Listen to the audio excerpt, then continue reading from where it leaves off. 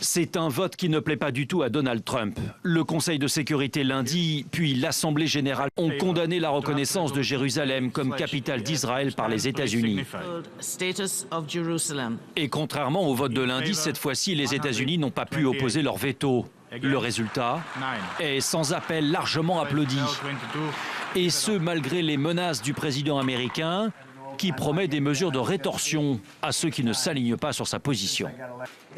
Ils prennent des centaines de millions de dollars et même des milliards de dollars et ensuite ils votent contre nous.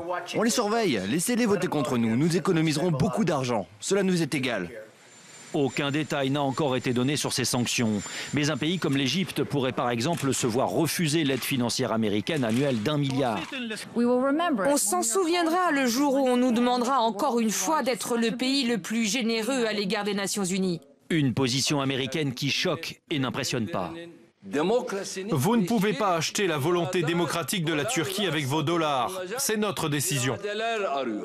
Une fois de plus, Donald Trump adopte une position singulière au risque de se retrouver bien seul. Il espérait faire pression sur certains pays qui ont besoin de renégocier des traités internationaux, mais aucun de ceux-là n'aura finalement cédé.